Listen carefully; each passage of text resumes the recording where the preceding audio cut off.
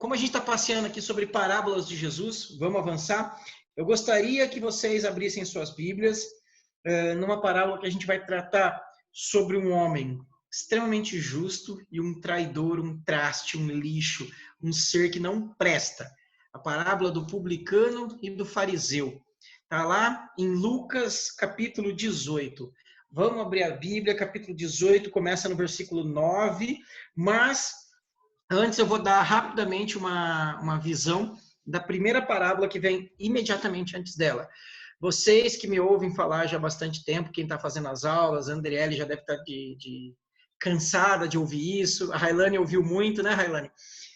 Sempre que você vai ler um texto bíblico, leia o contexto imediato prévio, leia o contexto imediato posterior. Não pega um texto bíblico isolado sem ler o restante, que senão a gente faz uma leitura um pouco distorcida. Lucas, ele monta a estrutura bíblica, que é a narrativa dos textos dele, por blocos. Ela não é tão, como que eu posso dizer, ela não é tão definida por cronologia, por blocos.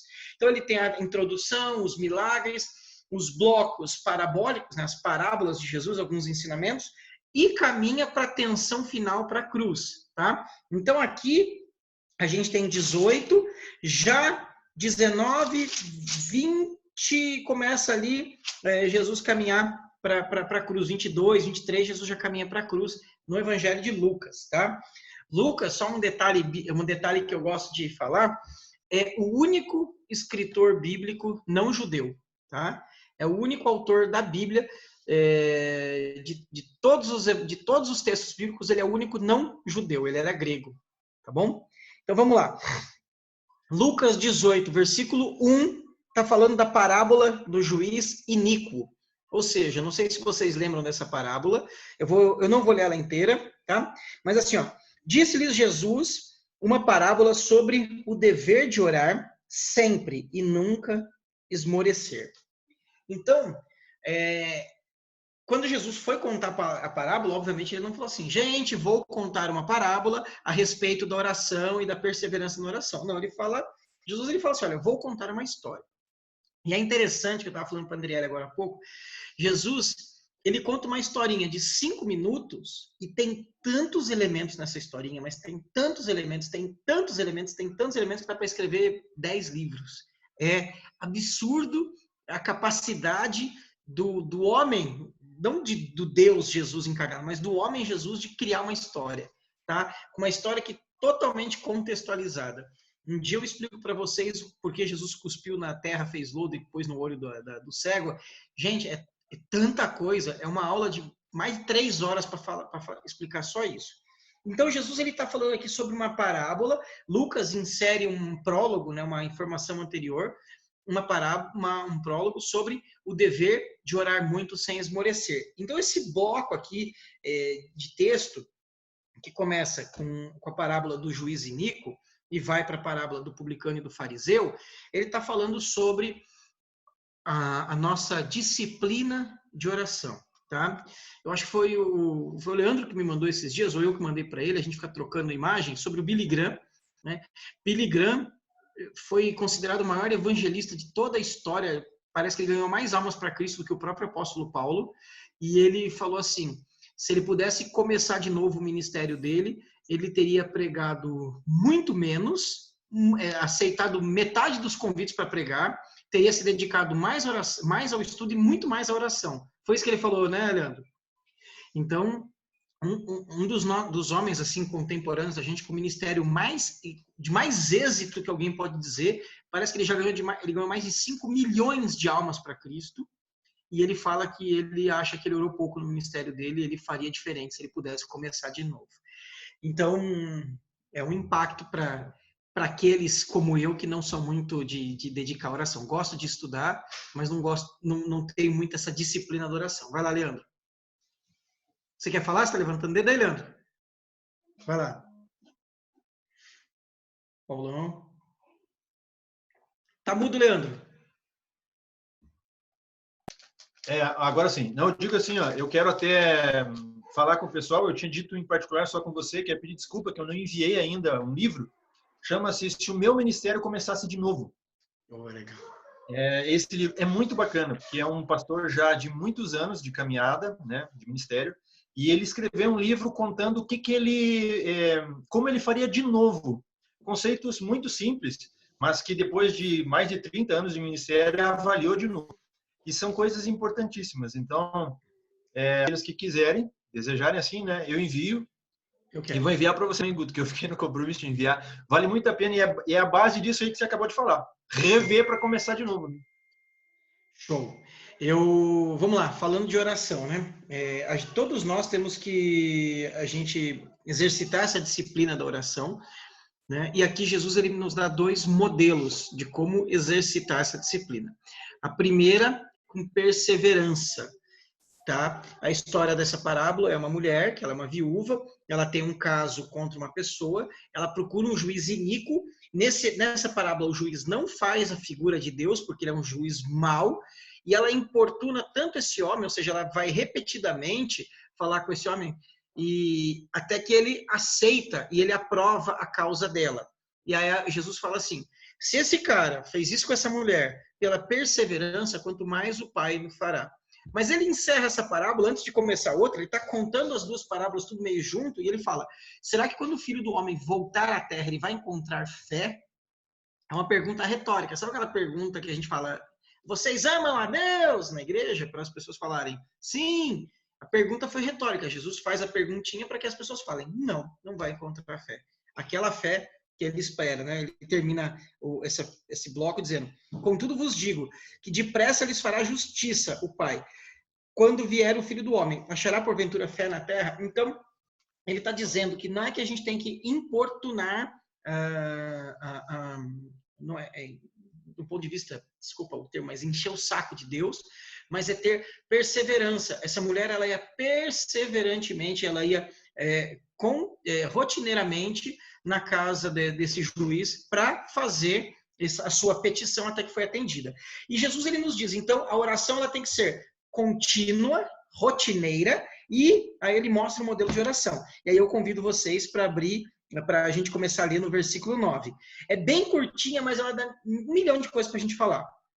Então eu vou ler a parábola de carreirinha aqui e depois a gente vai pegando versículo por versículo. Propôs também esta parábola para alguns que confiavam em si mesmo por se considerarem justos e desprezavam os outros. Gente, só para começar essa introdução já não precisava nem da parábola, né? Ele está falando com pessoas que se acham superiores. Então lembrem, assim, uma coisa que é bem boba que eu vou falar, mas quando alguém está contando uma história, além do contador e da história, o que mais tem um elemento? O público, os ouvintes. Então, toda vez que você for ler uma parábola de Jesus na Bíblia, tenta identificar quem são os ouvintes. Porque o teor da parábola está diretamente ligado aos ouvintes, né? Eu posso dizer para você uma frase e posso dizer para uma pessoa que é totalmente diferente, diversa do teu jeitão, da tua fé, da tua ideologia política, uma frase parecida e o contexto pode ser diferente. Então, identifique o interlocutor. Então, Lucas já deixou bem claro que Jesus estava contando essa parábola para algumas pessoas que confiavam em si mesmo. 2 homens subiram ao templo com o propósito de orar, um fariseu e outro publicano. O fariseu, posto em pé, orava de si para si mesmo dessa forma: ó Deus, graças te dou, que não sou como os demais homens, roubadores, injustos e adúlteros, nem ainda como este publicano. Jejuo 2 vezes por semana e dou o dízimo de tudo quanto ganho. O publicano, estando de pé ao longe, nem sequer ousava a levantar os olhos para o céu, mas batia no peito, dizendo: ó Deus, se propício a mim, pecador. Digo-vos que este desceu justificado para casa e não aquele fariseu. Porque todo que se exalta será humilhado, mas todo que se humilha será exaltado. Não precisamos explicar a parábola. A moral está explícita. Jesus contou. Essa parábola, esse bloco de texto podia ser resumido assim. Jesus falou uma história para pessoas que confiavam em si mesmo e ele concluiu dizendo que quem se humilha será exaltado e quem se exalta será humilhado. Esse é o resumo. Não tem moral da história, mas tem a costura da história, que aí é gostoso de a gente ver o meio, né? Então, 2 homens subiram ao templo com o propósito de orar. subir ao templo. Lembra que eu sempre falo que quando você vai para Jerusalém, quando você vai ao encontro da fé, você sobe, né? Sempre é subir, né? E é interessante que apesar de serem dois homens extremamente opostos, né? Aqui a gente pode estar dizendo, por exemplo, um pastor, bispo da igreja metodista, não estou falando do bispo João Carlos, um bispo qualquer da igreja metodista, e um traficante de drogas estavam indo juntos para a igreja, no mesmo horário para orar. Eles estavam indo juntos, com o mesmo propósito. Tá? Eles não estavam juntos no sentido de em companhia um do outro, mas eles iam no mesmo horário. Tá? Jamais iriam juntos, porque o fariseu e o publicano jamais conversariam. Tá? Mas o propósito dos dois é o mesmo. A palavra orar, neste caso aqui, pode indicar a oração como a gente conhece, né? Aquela oração que eu faço sozinho aqui na minha casa, que você faz no templo, cabeça baixa. Pode simbolizar aquela oração que quem é crente há mais tempo, fazendo os cultos de terça-feira, onde orávamos juntos como comunidade, mas pode estar dizendo também do culto, da celebração coletiva, de um culto. Porque nas religiões, aí Paulão, nas religiões, nas culturas orientais, nas religiões orientais, o judaísmo é uma religião oriental, mas você pode pegar o islamismo, outras religiões, não existe o termo orar e adorar, é a mesma coisa, tá? Está indicando esse ato de se reunir para render graças e para cantar, para adorar a Deus, tá? E o propósito deles era o mesmo. Apesar do propósito ser o mesmo, o templo ser o mesmo, a hora ser a mesma, os homens não são os mesmos. Eles estão longe de serem os mesmos, tá? E aqui, hoje, como nós somos muito humildes, né, muito santos e muito convertidos, todos semideuses, iluminados pela graça de Deus e pela misericórdia de Deus, que se a gente levantar a mão, Deus puxa de tão santo que a gente é óbvio que nós vamos nos identificar muito mais com o publicano, porque ele se reconheceu indigno. Mas eu vou te começar com a primeira provocação. Quem é o teu publicano? Quem seria o teu publicano? Você está na igreja, ministrando a palavra, ministrando louvor, fazendo a diaconia, celebrando as orações, e quem entra junto com você que seria o teu publicano? É um travesti? É a prostituta? É o ladrão? É o drogado? É o vereador do bairro que desviou verba do hospital e tua avó morreu e ele está lá vivendo numa casa rica? Quem mais poderia ser o publicano? É o Silas Malafaia, o Edir Macedo? Para mim pode ser. Todos nós temos os nossos preconceitos. É o pai de santo do terreiro? É o padre? É o pedófilo? Quem é o teu publicano? Quem é esse teu publicano? Então você não precisa responder, é uma pergunta retórica. É para ser pesado mesmo. Por quê? Porque a palavra, a função de publicano define aquilo que eu perguntei para vocês. Quem é o traidor? É o publicano. O publicano é o exemplo máximo de traidor.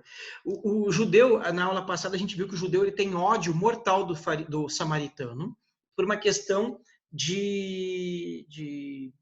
uma questão, não é genética a palavra, mas uma questão de etnia, uma questão étnica. Porque o samaritano é um povo mestiço. O samaritano é um povo mestiço e o judeu é um povo puro. E do publicano, o ódio que o judeu tem é por uma questão talvez pior, porque não é étnica, é por escolha. Porque o publicano nada mais é do que um judeu que se voltou contra o seu próprio povo e está a serviço de Roma, roubando os impostos, cobrando os impostos, repassando para Roma e ainda roubando para ficar com uma parte para si. Então, o publicano é o membro. Imagina o seguinte, que você mora numa comunidade, a gente vê aqueles filmes de comunidade no Rio de Janeiro, numa favela, e onde tem o traficante, e ele cobra pedágio para você entrar, para você sair. Se você quer comprar gás, você só pode comprar dele, você só pode ter internet do traficante ou da milícia, quem quer que seja. O publicano é um parente seu que trabalha para eles e mete a arma na sua cara e diz que você tem que fazer isso, senão você vai morrer. Esse é o publicano. É um membro da sua família que se voltou contra você em favor do inimigo. Que cara legal, né? Esse cara é legal. Sabe quem era publicano? Levi. Quem é Levi? Mateus.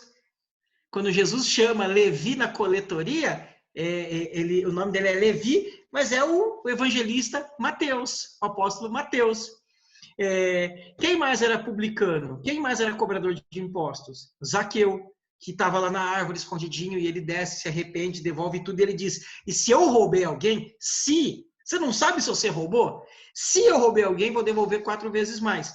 Ele sabia que tinha roubado. Eles eram detestados.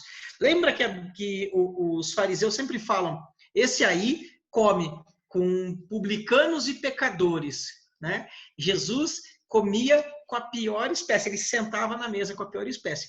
Por outro lado, quem são os fariseus? Quem são os santos? Vamos lá, uma contextualização histórica rapidinha, né?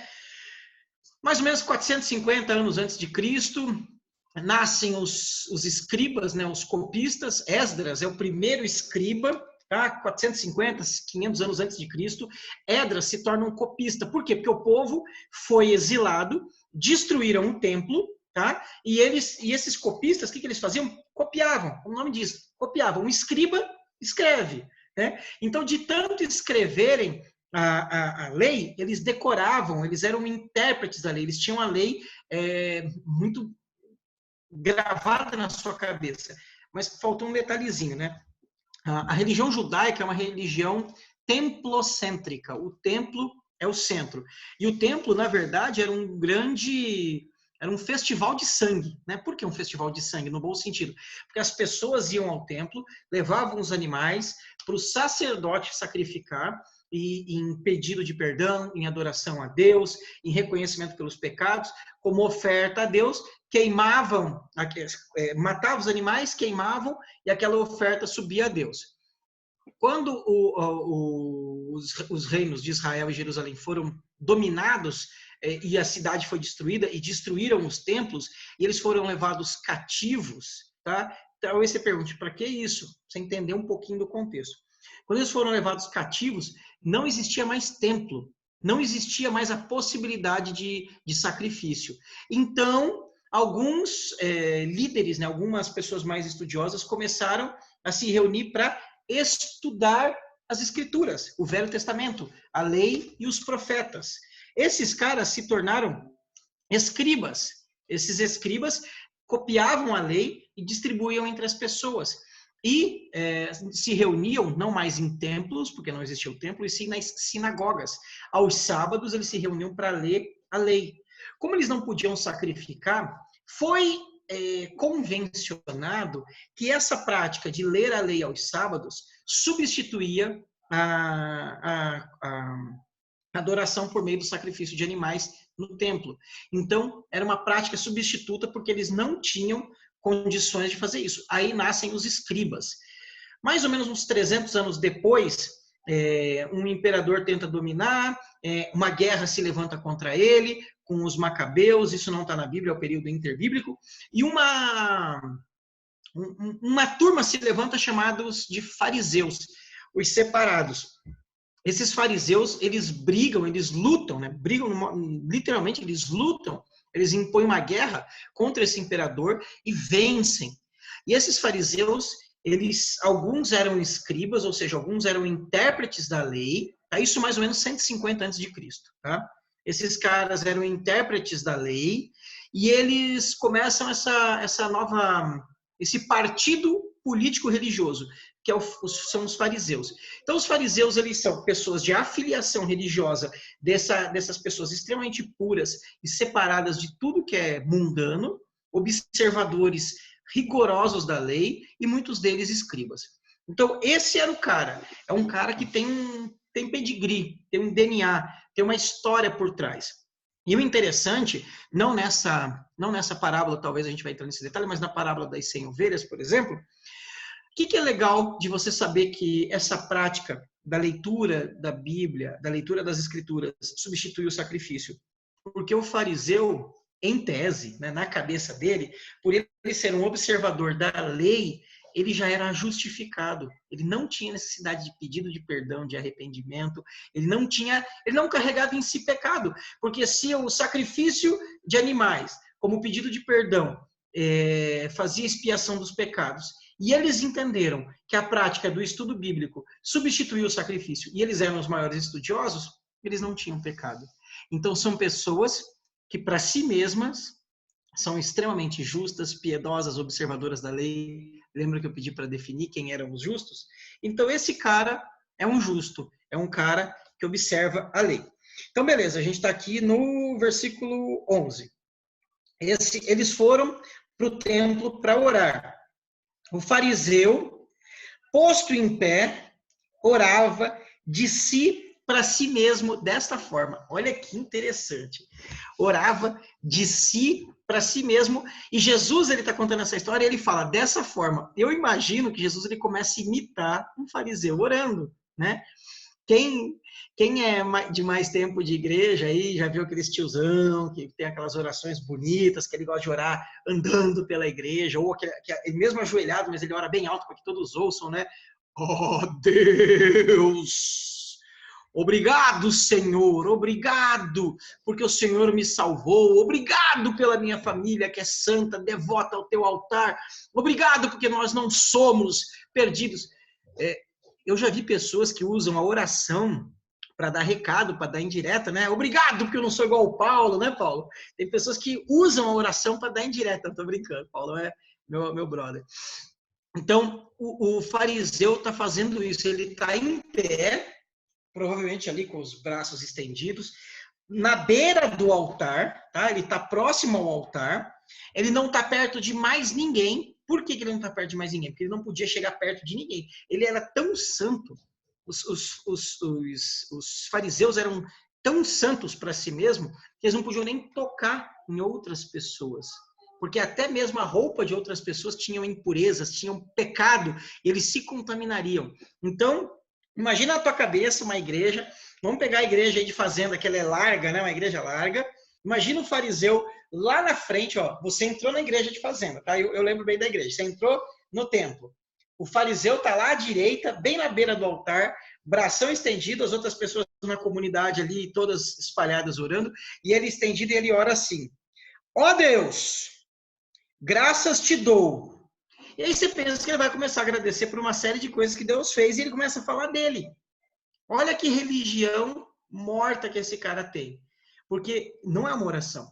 No contexto judaico, uma oração, ela tinha, em primeiro lugar, pedidos eram ação de graça, adoração, e depois ele fazia as petições da necessidade. Então, vamos pegar assim uma oração, talvez vocês conheçam, uma oração bem, mais ou menos conhecida, né? Que é assim: Pai nosso que estás no céu, santificado seja o teu nome. Venha a nós o teu reino e seja feita a tua vontade, assim na terra como no céu. O orador, né, quem está orando aqui, o quem clama, Jesus que ensinou, ele primeiro nos ensina a declarar que ele é Pai, que ele está nos céus, que a vontade dele tem que ser realizada. Depois disso, ele faz as petições. O pão nosso de cada dia, ou seja, não deixa faltar alimento, né? O pão nosso de cada dia nos dai hoje, perdoa as nossas dívidas. Ele exalta, pede suprimento, pede perdão, perdoa, pede proteção de Deus para que ele não caia em novas tentações e termine exaltando. E esse cara, ele não faz nada. Esse cara, ele simplesmente, ele começa a se vangloriar. Então, imagina o seguinte: eles foram para o templo aqui, ou era no início da manhã, ou era 3 da tarde, tá? Porque eram os horários de culto público. Nesses dois horários, logo ao amanhecer, provavelmente 6 da manhã e 3 da tarde, existiam o sacrifício. O sacerdote estava lá dentro do Santo dos Santos, sacrificou o animal. Quando a fumaça, né, começou a subir, o incenso começou a subir, até então as pessoas não podiam se manifestar em oração pública. Quando a fumaça começou a subir, esse cara pegou aquele momento especial e começou a orar alto para mostrar para todos os outros o quão bom ele era, né? Então, a oração dele, na verdade, não é uma oração de clamor, era uma oração de justiça própria, né? Então, ele começa e falando assim, né? Deixa eu ler as minhas anotações. Tá. Só um detalhe aqui, ó. Como Jesus está contando essa história para fariseus, esses detalhes de horário, do rito que eu estou explicando para vocês, ele não precisava contextualizar, ele só precisava falar que eles entenderiam, né? Então, beleza. esse cara falou assim: ó Deus, graças te dou porque eu não sou como os demais homens. Então, imagina ali toda a comunidade reunida, ele fala: ó Deus, obrigado porque eu não sou igual ao Leandro, eu não sou igual ao Isaías, porque eu não sou igual ao Paulo, porque eu não sou igual ao Andriele, obrigado porque eu não sou igual a nenhum de vocês. Eu sou muito melhor. Ele já começa dizendo assim, bem alto, para que todos ouçam, né? E aí ele fala: esses homens que são roubadores, injustos e adúlteros, e nem ainda como este publicano. Sabe o que é legal? Roubadores injustos, ou seja, ladrões injustos, os publicanos eram, mas adúltero nem sabia se o cara era, simplesmente ele está ali pressupondo, né? E nem sou igual esse publicano, que o publicano estava lá, muito provavelmente, quase que 99% de certeza, bem no final do templo, no finalzinho, ele não poderia chegar perto das pessoas, porque ele não era só odiado pelo fariseu, ele era odiado por todos. Se nós fôssemos membros dessa igreja, naquele momento, a gente estaria olhando para esse fariseu e falando: ainda bem que esse cara é assim. Queria ser igual a esse cara. E ele fala: eu não sou como aquele publicano. E a gente olharia para o publicano e falava: Deus me livre de ser igual a esse cara. Eu quero ser igual a esse fariseu. Esse cara sabe da lei. Esse cara é um cumpridor devoto da lei. Ele é um observador. Alguns fariseus até tinham um coração sincero no sentido de observar a lei, achando que aquilo era o caminho certo. Jesus veio contestar isso. Não dizer que não tinha que observar a lei, mas dizer que a pura observância da lei não resultava em salvação. Vamos lá. Porque eu não sou igual esse cara, esse publicano, e ele aponta, e ele expõe, ele constrange. E Jesus está fazendo toda aquela tipificação do fariseu quando ele ora. E aí ele começa a fazer a lista das coisas que ele faz. Olha que legal.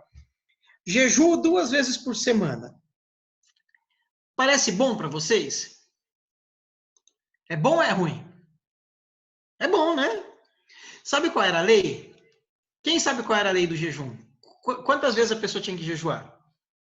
Alguém arrisca um número aí? 1 vez por ano, a lei dizia. Isso. Uma vez por ano, no dia do Yom Kippur, no dia da purificação. Alguns fariseus mais rigorosos jejuavam 1 vez por mês. Se mantém até hoje, né, por sinal, Guto? Hã? Se mantém até hoje essa lei. O Yom Kippur, sim, o dia da purificação é um dia maravilhoso para os judeus. Mas a lei dizia que um judeu devia jejuar 1 vez por ano. Esse cara jejua 96 vezes por ano. Olha quão santo esse homem é. Moisés deixou a lei para fazer 1 vez, ele faz 96. Ele fala: gente, eu dou um baile em Moisés. Né? Então, alguns fariseus mais rigorosos, assim, os ultra radicais, jejuavam 1 vez por semana. E é interessante que Jesus ele fala, né, desse jejum, que quando jejuardes, né, não sai aí sem lavar o rosto, com aquela cara de abatido. Por que os fariseus faziam isso? Não tinha nada a ver com uma contrição interna. Era para chegar assim, ó. Gente, eu me converti adolescente, então eu já fiz essas burradas, assim. Chegar na igreja e falar: ei, irmão, tudo na paz? Irmão, na paz. Jejum hoje, hein? Um jejum. Chegava na igreja, o pessoal oferecia um house, né? Você saiu no house? Não, tô em jejum hoje.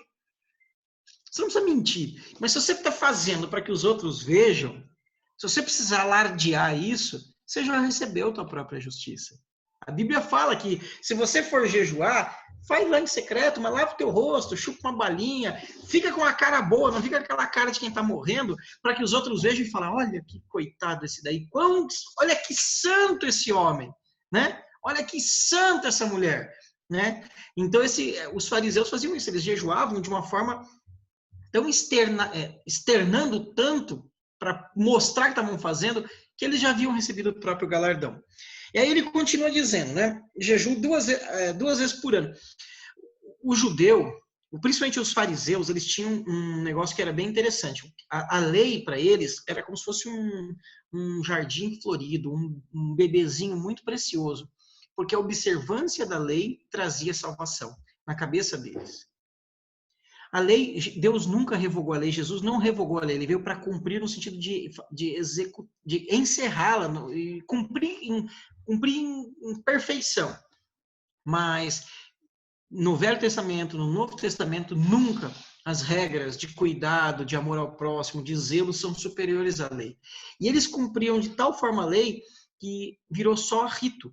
Eles colocaram uma cerca tão forte em volta da lei para que os outros não chegassem. Então eles foram criando regras, regras e regras. Pelo que eu lembro, as leis farisaicas, ou seja, dos fariseus, eram mais de 630 leis.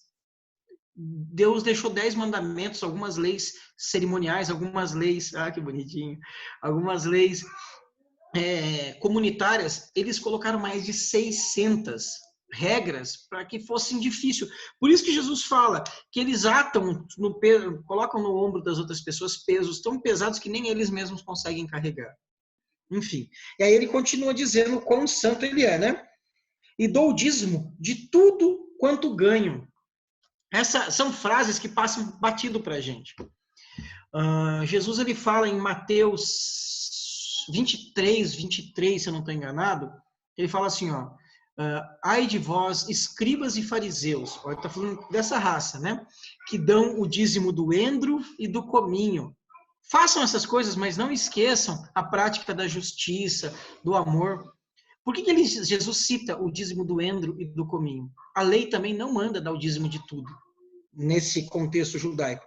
A lei mandava eles darem o dízimo dos cereais, né, dos grãos colhidos, o dízimo do azeite, do óleo e do vinho. Esses caras, se ele tinha um vasinho de planta na casa dele, ele plantou um pezinho de manjericão. Eu tenho um pezinho de manjericão aqui em casa.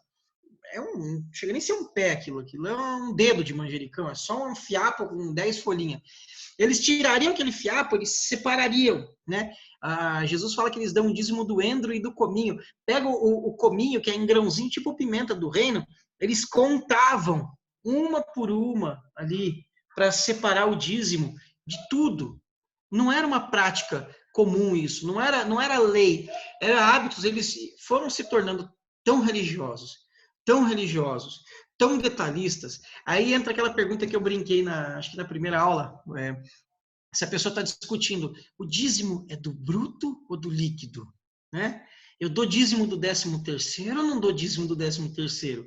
Se a gente está discutindo esse tipo de coisa, se o teu coração é sincero na dúvida, amém. Mas se você está tentando simplesmente comprar mais, pagar um ingresso mais caro ou se esquivar, gente, no Novo Testamento, Deus é dono de tudo. É dono de tudo. Tudo que eu tenho é dele, tudo que você tem é dele.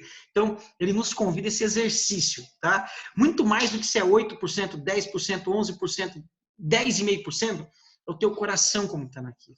Né? A proporção eu acho bem interessante de 10%. Eu não vou aqui discutir dízimo hoje, mas se você ganhou lá 1.111, você está tenso porque não achou uma moeda de 1 centavo para pôr junto de dízimo, mas também você não pode pôr uma moeda de 10 centavos a mais, porque vai passar dos teus 10%, a gente está fazendo práticas igual assim o fariseu.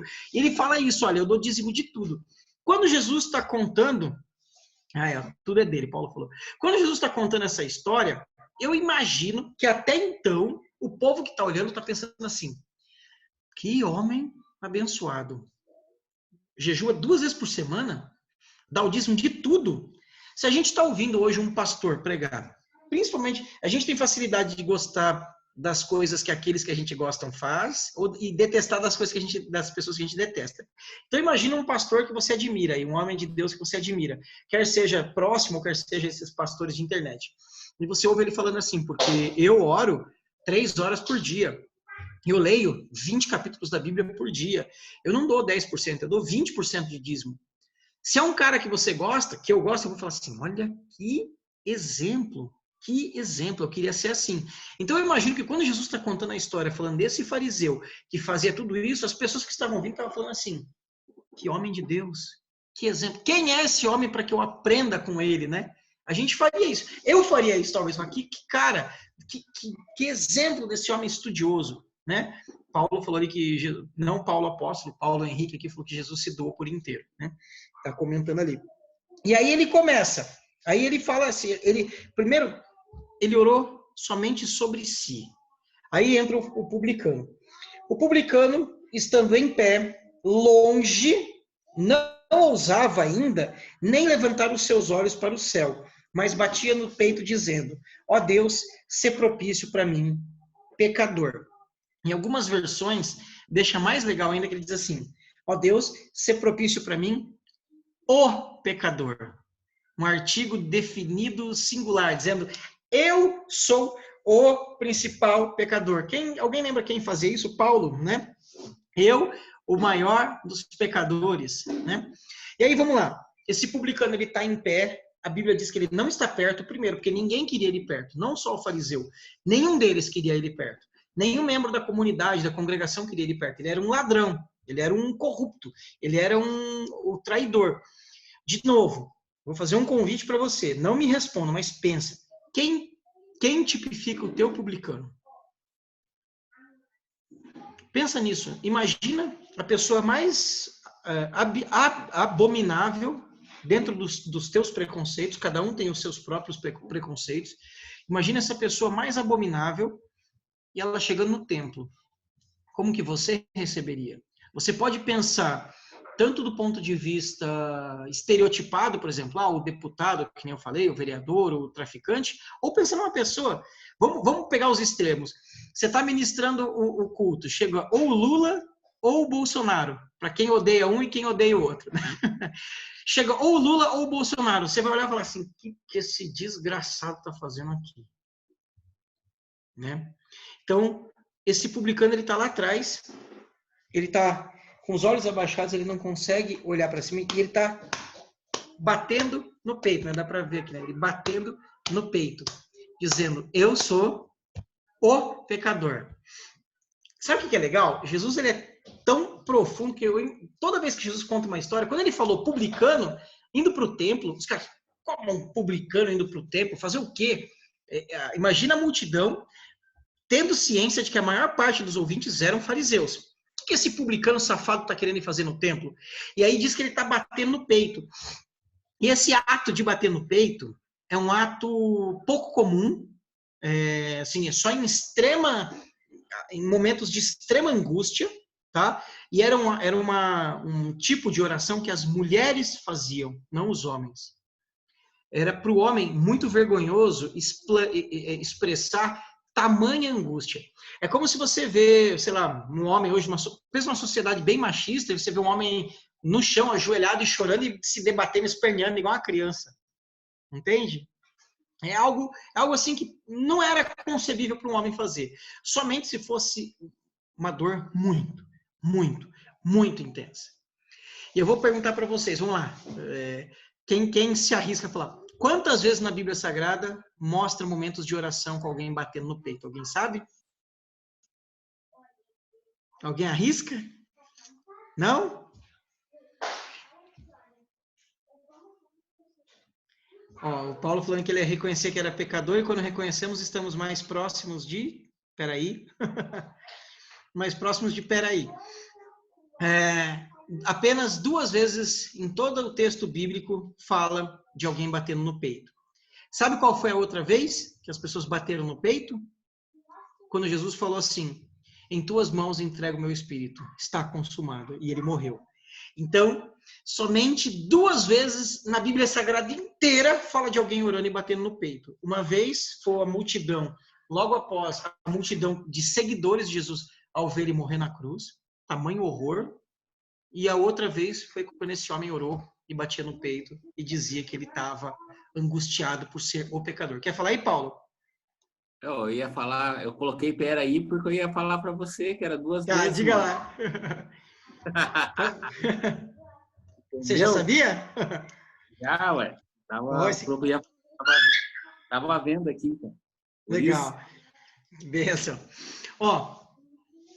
Da mesma forma que a gente não pode julgar o publicano por todos os pecados dele, por todos os erros dele, aí a gente cai no outro lado, a gente começa a julgar o fariseu por ser auto-justificado.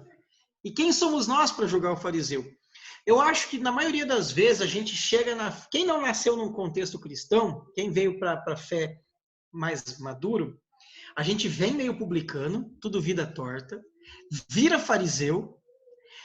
Olha, eu falo por mim, quando Deus me chamou para a fé, eu tinha 15 anos, eu virei um fariseu insuportável, né? E volta e meia, eu acho que a gente transita entre o publicano e o fariseu. A gente tem que achar um caminho do meio. E sabe como que vai mudar isso na nossa vida? Pelo exercício constante da oração e de reconhecer a nossa miserabilidade diante de Deus. Não me responda, mas responda para você mesmo. Em todos esses teus anos de caminhada com Cristo, você nunca se portou igual um fariseu, julgando? Eu já. Muitas vezes, mas muitas vezes. Muitas vezes. Muitas vezes. E não só novo na fé, não, viu? Crente velho, cascudo, bunda cheia de ferida, e tanto que é sentado na cadeira da igreja e julgando, né? Logo que Deus me chamou para a fé, eu me converti numa igreja pentecostal em 1995 e ouvir música do mundo era um pecado horrível, né? E eu cheguei em casa, fariseuzão, meu pai tinha morrido há 1 ano, meu pai gostava muito de música, deixou um monte de disco pra gente, deixou toda a coleção, na época era vinil ainda, Roberto Carlos, Roupa Nova, sei lá, Oswaldo Montenegro, Djavan, um monte de música, a maioria MPB. Eu cheguei em casa e bem crente, eu quebrei todos os meus discos. Só que porque eu era bem mais crente, eu quebrei os das minhas irmãs e do meu irmão, que nem crente eram. Eles chegaram em casa um dia, meu pai, quando ele morreu, deixou mais de 100 discos de vinil pra gente. Inclusive, tem um lá que uma vez um amigo meu falou, e eu falei que eu tinha, e eu joguei fora também. Ele ganhou de presente da empresa dele a obra completa do maestro Carlos Villa-Lobo, aqui do maestro brasileiro, era em disco de vinil, e eram 8 discos, e cada disco era uma pintura de um artista brasileiro. Era maravilhoso. Hoje já valeu uma grana aquilo. Eu quebrei tudo, joguei tudo no lixo. Imagina, você chega em casa e o teu irmão crente quebrou tudo que é seu sem pedir licença. E eu falando que estava fazendo o bem deles. Logo que eu me converti, às vezes meu pai era recém-falecido, minha mãe recebia lá uma amiga, ia bater um papo e tal, e às vezes a amiga da minha mãe levava uma cerveja, elas estavam tomando uma cerveja, e eu chegava em casa, eu não dava boa noite nem para minha mãe, nem para amiga da minha mãe, eu pegava a cerveja que não fui eu que comprei, nem foi minha mãe, foi amiga dela, eu pegava na mesa, não pedia licença na pia, virava a garrafa na pia na frente delas, colocava e falava boa noite, e subia pro quarto. Que cara chato! Quem vai para a igreja seguir um mané desse, né? Esses são alguns exemplos, né? Depois a gente vai piorando com o tempo, né? Não, tô brincando. Mas eu tô dando alguns exemplos de fariseu que eu fui, né? E aí você olha para os outros e fala assim, ainda bem que eu não sou igual a essas minhas irmãs que ouvem esse disco, ainda bem que eu não sou igual a essa minha mãe, ainda bem que eu não sou igual ao meu vizinho, ainda bem que eu não fumo, ainda bem que eu, né? Eu estava ouvindo uma pregação sobre esse tema, né? E eu achei engraçado, o pastor estava contando, ouço várias pregações do tema, e o pastor estava contando que quando ele se converteu molequinho, tinha um diácono que era o herói dele, que era o cara, era um irmão exemplar para ele, né? E ele foi afastado da igreja por pecado. E aí o pastor falou de púlpito. E esse irmão foi afastado da igreja por adultério. E todo mundo, oh meu Deus, e ele não queria acreditar. E ele também roubava a igreja.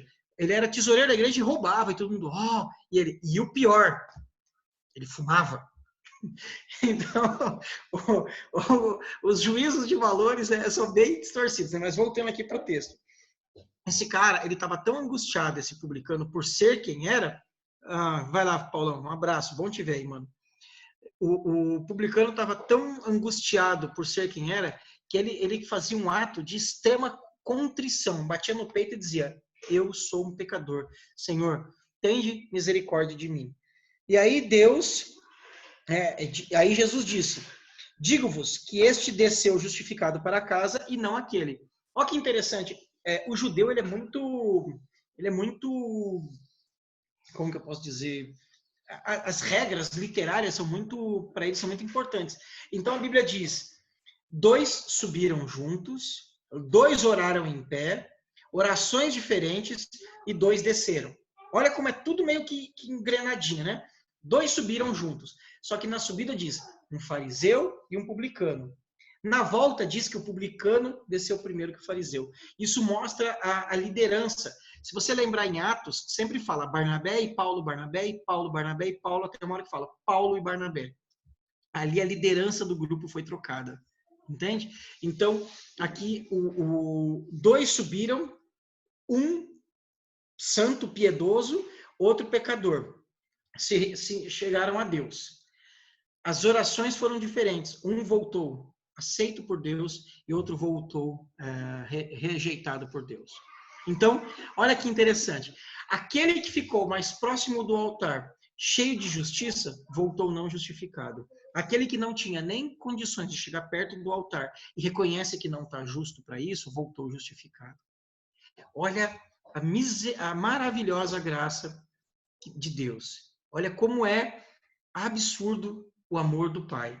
Aquele que tinha todos os méritos e nem precisava mais de Deus, porque ele não precisava de perdão, de acordo com a regra dele, ele voltou sem o perdão. E aquele que era tão podre, tão sujo, espiritualmente falando, que não tinha nem o direito de estar lá, e reconhece isso, ele volta justificado por Deus. E aí ele volta justificado, ou seja, ele volta perdoado por Deus. Obviamente que roubar, tudo que um publicano fazia não era justo. Do ponto de vista da sociedade, um fariseu era muito melhor que um publicano. Do ponto de vista do contexto religioso, de tudo. Um fariseu era 1000 vezes melhor. Mas a Bíblia, eu coloquei uma musiquinha aqui logo no começo, para deixar tocando, do Resgate, que diz o seguinte: quem vê cara não vê o que só Deus pode ver. Tá? Então, Deus viu um coração que de fato reconhecia a necessidade desse amor, por se reconhecer tão distante daquilo que a fé representava. Tá? Obviamente, para que esse homem, isso é uma parábola, né? Mas para que esse homem possa ter uma vida, um encontro de fato com Jesus, ele precisa de um arrependimento. E aí arrependimento tem a ver com mudança de curso, metanoia, né? Mudar a mentalidade, mudar as ações, né? Não se conformar com o século, mas ser transformado pela renovação do entendimento. Então esse cara, vamos pensar que essa não é uma historinha, é uma história real, porque é bem possível de ser real isso, tá? Esse cara, ele teria que mudar os hábitos. Mesmo que ele ainda continuasse sendo um publicano, se ele tivesse esse trabalho, primeiro, ele deveria, eu acho que é Lucas, eu não lembro qual versículo de Lucas diz que um publicano, para que ele fosse perdoado, ele deveria continuar fazendo o trabalho dele, mas de forma honesta, cobrando os impostos que Roma mandava, repassando a parte de Roma e não roubando mais para si, né? Executando um trabalho, ainda que ruim, mas de forma honesta, tá? E esse cara, o fariseu, ele chega cheio de justiça própria. E o apóstolo Paulo, ele fala, né? Eu, hebreu de hebreus, estudei aos pés de Gamaliel, eu aquilo, mas tudo isso, para mim, foi considerado como esterco, né, como prejuízo. E ele fala que a justiça própria é considerada trapos de imundícia. Eu não sei se todos sabem o que significa trapos de imundícia, mas quando Paulo fala que você tentar se salvar por aquilo que você mesmo pode fazer, tem o mesmo valor que um absorvente usado. Trapos de imundícia é igual a um absorvente usado. É para isso que serve a nossa justiça própria. Sem reconhecimento da graça de Deus, a gente vale igual a um absorvente usado. Então, o homem, ele volta. E aí a gente estava falando sobre traidor. E o Leandro me falou falou um nome bem interessante no começo ali. Judas. Certo, Leandro? E aí, partindo aqui para uma finalização mais pastoral, né? Judas, ele se arrependeu do que ele fez? Não. Ele se sentiu com remorso. Porque se ele tivesse real arrependimento, ele voltava, pedia perdão, e eu creio que possivelmente Jesus o perdoaria. Não dá para teologizar em cima disso, mas o que Judas fez? Judas, ele se sentiu com remorso, a ponto de ter um desespero, a palavra desespero é a falta de esperança, e ele caiu numa depressão da alma e ele tirou a própria vida. Então, existe assim um limite, uma linha tênue entre o remorso, a angústia pelos nossos pecados, que é assim, em algum momento, algumas pessoas, elas se sentem tão angustiadas por serem tão pecadoras quanto são, que elas falam, eu não tenho nem coragem de me aproximar de Deus. E é um caminho extremamente errado, porque não há pecado maior do que o amor de Deus. Ninguém peca suficientemente para não ser amado e perdoado por Deus. E algumas pessoas, elas chegam nesse ponto de falar assim, olha, eu sou tão vil, eu sou tão sujo, eu sou tão podre, que eu nem tenho condições de me aproximar de Deus. E ela cai numa depressão e ela vai morrer fisicamente ou emocionalmente. Foi o que aconteceu com Judas. Arrependimento não é amargura pelo passado, é esperança pelo futuro. Olha que frase legal, não é minha, infelizmente. Mas arrependimento não é amargura pelo passado, e sim uma esperança de não fazer mais aquilo que eu fiz no futuro. Então, isso é o arrependimento, é mudança, não é só dor, não é só remorso. Tá? Então, Judas, ele caiu nessa angústia. Eu sou tão pecador que eu não sou mais merecedor do perdão, e ele deu fim na própria vida. Muitas pessoas que a gente conhece, a gente já ouviu coisas assim, Deus não vai me perdoar do que eu fiz, Deus não vai me amar mais, eu sou tão pecador. E aí, mais uma vez, cutucando o fariseuzinho que existe em nós, eu vou te perguntar, quantas vezes nós fomos agentes, mensageiros desse tipo de conversa para as pessoas? Talvez não dizendo exatamente, você não merece perdão, mas começar a mostrar uma impiedade, uma falta de amor, uma falta de acolhimento, porque pessoas assim não devem ser aceitas por Deus. Eu sou assim, muitas vezes, a Andriele sabe o quanto algumas coisas me incomodam. Isso, pessoa assim não deveria ser amada por Deus, pessoa assim não deveria ser perdoada. Quem faz isso? Eu vou dar um exemplo bem claro. Toda vez que eu ouço uma mensagem, uma notícia no jornal sobre pedofilia, eu falo, um cara desse tem que ir para o inferno, ele não tem que ser perdoado por Deus. Eu estou sendo pior do que o estuprador, porque eu estou negando a ele a chance do arrependimento. É terrível. Eu estou falando aqui em tom de confissão de pecado para vocês, porque é um pecado, é a falta de amor. Quando eu ouço algo nesse gênero, estupro, pedofilia, assassinato, algumas coisas assim cruéis, eu sou tomado de uma revolta tão grande que o meu coração se bloqueia a ponto de não estender a destra do amor para aquela pessoa. Mas quem sou eu para fazer isso? Diante de Deus, a minha ofensa magoou ele tanto quanto a ofensa daquela pessoa. Diante da sociedade existem níveis distintos, mas diante de Deus, a minha transgressão ofende a Deus, magoa a Deus da mesma forma. E se você lembrar a transgressão que a mãe de todas, que foi de Lúcifer, né? A mãe de todas as transgressões, foi o orgulho de se julgar igual a Deus.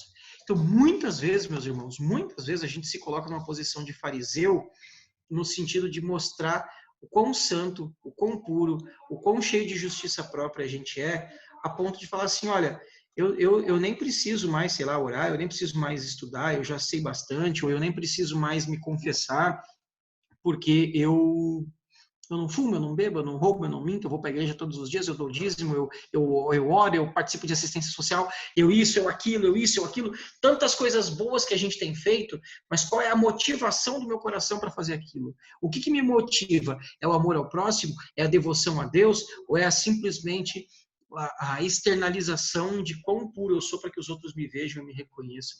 Né? Imagina que você foi chamado para uma reunião com a rainha da Inglaterra, e você chega lá e você está pouco se lixando para a rainha da Inglaterra. Você está muito mais preocupado em impressionar o guarda.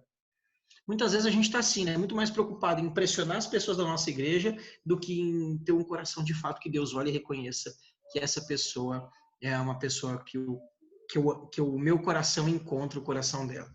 Né? Então, para a gente caminhar por fim, eu só vou ler alguns tópicos que eu anotei aqui, né? Para a gente ver se não perdeu nada. Então, o fariseu, na beira do altar, não consegue reconhecer a presença de Deus naquele lugar, porque você só pode adorar a Deus pedindo perdão. Ninguém pode adorar a Deus se não for reconhecendo a miserabilidade diante dele. Né? Pedro, em Lucas 5, quando Jesus faz a pesca milagrosa, ele fala, afasta-se de mim, porque eu sou pecador. Né? Toda vez que a gente chega diante de Deus, a única forma de o adorar é reconhecer o quão miseráveis nós somos e o quão dependentes da graça dele todos os dias a gente é, né? O publicano, deixa eu ver aqui, a gente vai sempre se identificar com o publicano, já falei, pense no teu publicano, né? Não se coloque no lugar do publicano, coloque no lugar do publicano alguém que você despreza, arrependimento não é remorso.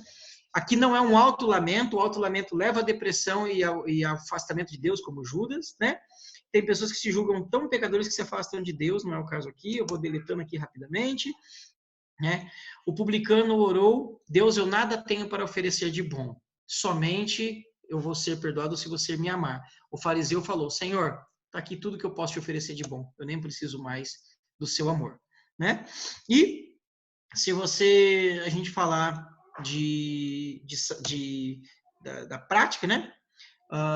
Aqui existe uma pergunta para finalizar essa aula, se os ritos e os sacramentos têm poder, têm potencial justificador para potencial de justificação do ser humano? A resposta é não. Né? Os católicos têm 7 sacramentos: batismo, crisma, primeira comunhão, confissão, matrimônio, extrema-unção. Nós, crentes, nós temos 2 sacramentos: Santa Ceia e batismo. Mas eles, por si só, não têm poder nenhum de justificação. Comer um pedaço de pão, tomar um golinho de suco, tomar um banho de piscina ou de rio, não muda a vida de ninguém. Não muda a vida de ninguém. O que muda a vida das pessoas é um coração realmente quebrantado, contrito, reconhecendo que é falho, que é miserável e que é dependente da misericórdia de Deus todos os dias. E graças a Deus que essas misericórdias se renovam todas as manhãs. Né? A palavra diz: medita de dia e de noite, nunca seremos tão conhecedores a ponto de falarmos que não. Deixa eu abrir aqui.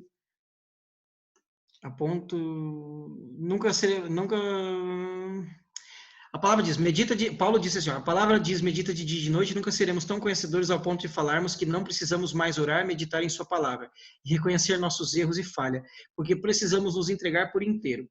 Cristo se entrega de todo o coração e de nosso todo ser e ter uma mudança em nossas vidas. Amém. Para a gente fechar aqui, pegando aí o gancho no que o Paulo está falando, né? Então, orar de todo o coração, reconhecer Deus pode falar conosco de muitas maneiras, tá? Eu ouvi uma frase, eu gosto de repetir. Deus, ele pode falar com você de vez em quando, eu friso bem que é de vez em quando, porque eu venho de igreja pentecostal, já vi muita loucura, mas Deus, ele pode falar com você de vez em quando através de sonhos, visões e revelações. Deus, ele pode falar com você constantemente através da ministração da palavra, através da pregação, através de homens de Deus. E ele vai falar com você sempre, sempre através da Bíblia Sagrada. Por outro lado, a nossa única maneira de falar com Deus é em oração sincera. Essa oração, adoração, independente aqui, entenda, quando eu estou falando oração, a gente pode estar falando desse momento que eu falo para Deus, ou do momento no culto onde eu canto, a gente canta em comunidade, a gente entoa cânticos em adoração a Ele, tá? Mas é a nossa forma de falar com Ele. E Ele quer que a gente fale com Ele. A oração é a única maneira de estabelecer comunicação com Deus. É a única maneira de nós nos comunicarmos com Deus de forma efetiva. Tá? Não, ô pastor, eu tenho uma dúvida. Duvide. Lá no versículo 11, ele fala que o fariseu estava em pé, orava no íntimo. E lá, quando ele fala do publicano, ele fala que o publicano, Mas o publicano ficou à distância, batia no peito e dizia. Me tira essa dúvida. O fariseu, ele orava internamente no seu pensamento e o publicano falava. É isso? Eu achei que ninguém ia perguntar isso daí. Eu li hoje. Eu estava vendo e daí eu me lembrei que se foi isso mesmo, porque Deus conhece o nosso íntimo. E lá eu até anotei aqui, em 1 Crônicas 28:9, quando fala que Deus conhece a intenção do nosso coração. Às vezes eu costumo falar assim, que a minha ação pareceu ser boa, mas a intenção não era. Aí eu lembro daquela frase, o inferno está cheio de boas intenções. Boas intenções. E aí eu fiquei vendo, eu falei, eu vou esperar o pastor perguntar se alguém tem dúvida. Aí eu falei, eu não vou sair daqui com essa dúvida. Legal. Deixa eu fazer o seguinte, eu vou pegar aqui 3 versões diferentes para a gente dar uma lida. Porque eu tenho aqui algumas versões, mas fala a mesma coisa. Deixa eu ver que versão que é essa daqui.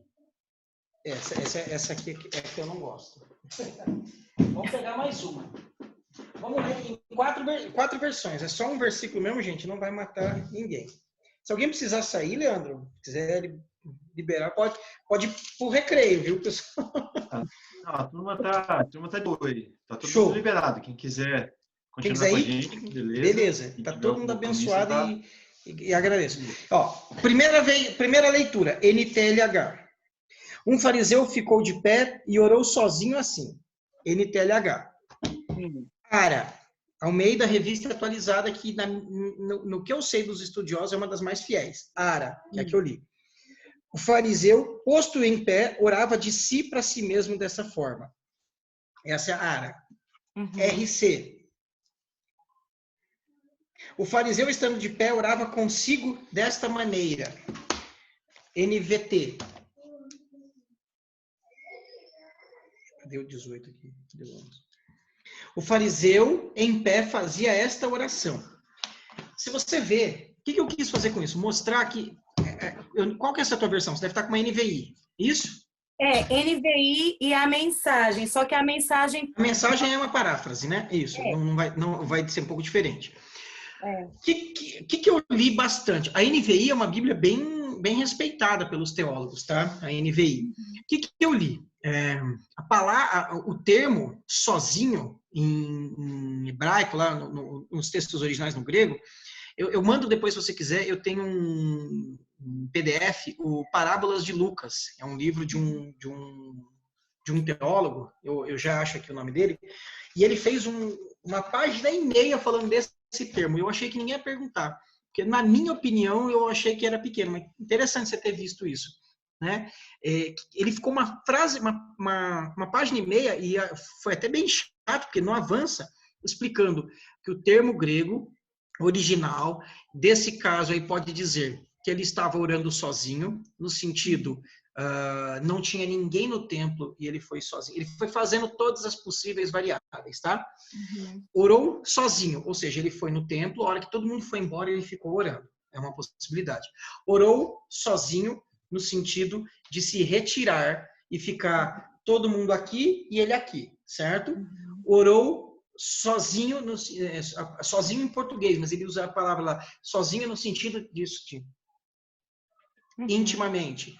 Ou orou de si para si mesmo.